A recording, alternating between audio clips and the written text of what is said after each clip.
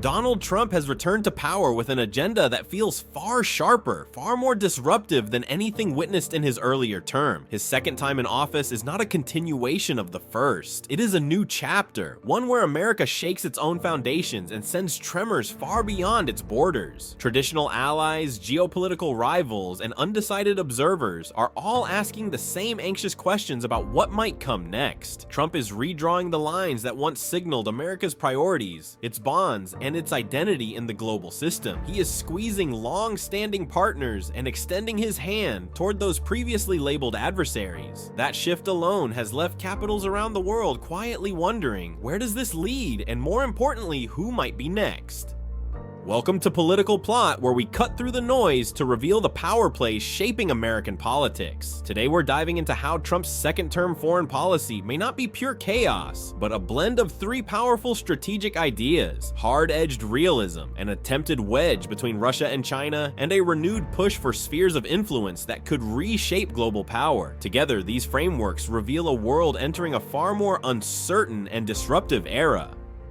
The popular image is that Trump acts on instinct, leaping from one move to the next without a strategic backbone, but zoom out and the chaos starts to take shape. Many of his choices reflect long-standing schools of foreign policy thinking, hints that his worldview is less random impulse and more a blend of hard-edged ideas about power, leverage, and advantage. That is the focus here, not praise or condemnation, but an attempt to uncover the frameworks that may help explain where his actions point over time. One framework is realism, the belief that nations should drop moral packaging and focus on survival, capability, and interest above all else. Another is what analysts call the reverse Kissinger, an effort to flip Cold War diplomacy by easing Russia away from China rather than China away from the Soviet Union. And a third is the spheres of influence mindset, a view of the world where great powers openly dominate their regions and rewrite the expectations of smaller states. If Trump leans into even one of these models, the global impact is enormous. If he toggles among all three, the international system could shift in ways no one can map with confidence. Start with realism. When Trump publicly pressured Ukraine's president and reduced the discussion to leverage, bargaining power, and the limits of Ukraine's position, some saw cruelty. Realists saw calculation. Their worldview treats foreign policy as competition, not moral crusade. They argue that wars should end through negotiated outcomes, rivals should be engaged when useful, and alliances must justify their costs. Trump's tone fits that mold. He pushes aside Biden's language about defending democracy and instead focuses on what America gains or loses. He questions institutions long treated as sacred pillars of global order and accuses allies of expecting benefits without carrying their own weight. To realists, this is not barbaric but brutally honest. They argue that America overextended its commitments and underappreciated the interests of rising competitors. Trump's rhetoric, stripped of polish, channels that skepticism directly. But realism alone doesn't explain the full picture. Enter the reverse Kissinger. Trump repeatedly argues that Russia and China have grown too close and that the US must break that bond. The idea mirrors Nixon's strategy, but the environment is far tougher. Beijing and Moscow today share deep economic, military, and political alignment. Russia relies on China to survive sanctions, and China sees Russia as a strategic partner in countering the US. Pulling them apart is far harder than exploiting a Cold War split. Yet Trump projects confidence that he can reopen channels with Russia, even if it means setting aside moral judgments or overlooking Moscow's aggression.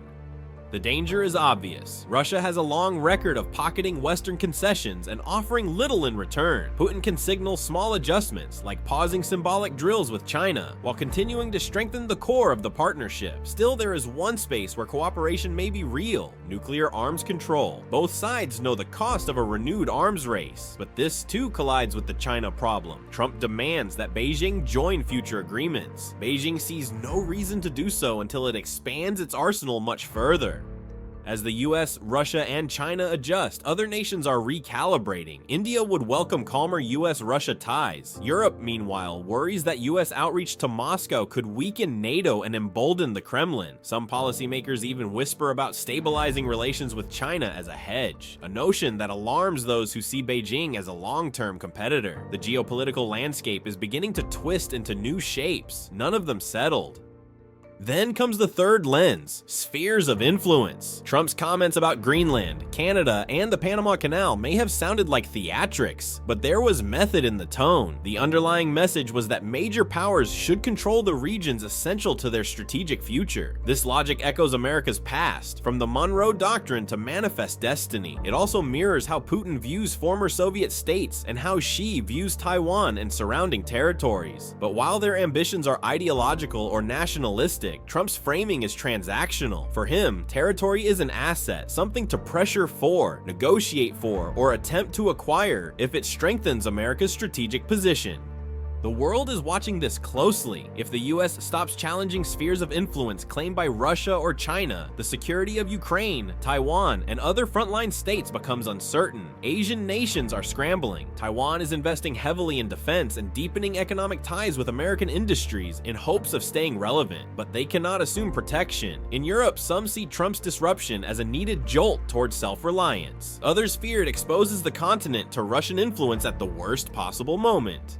Even if Trump openly embraced a world carved into spheres, implementing it would face fierce resistance within Washington. Military leaders, lawmakers, and analysts would fight hard against policies that concede territory or abandon long-standing commitments. And Trump himself might never accept reciprocity. He may want America to dominate its region without granting the same privilege to rivals. His unpredictability makes it unclear whether he follows a doctrine or simply gravitates toward whatever move gives him maximum leverage in a given moment.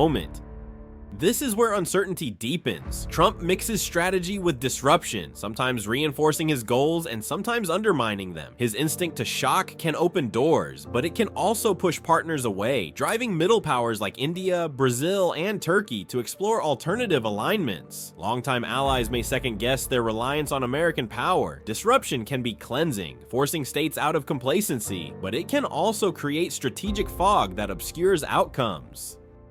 As we trace realism, reverse Kissinger thinking, and spheres of influence, one conclusion stands out. No leader, even Trump, can fully control how these forces unfold. Every move triggers reactions. Some evolve into opportunity, others into danger. The world is not sliding into a neat new order, but into a maze shaped by unintended consequences, where every nation will have to feel its way through.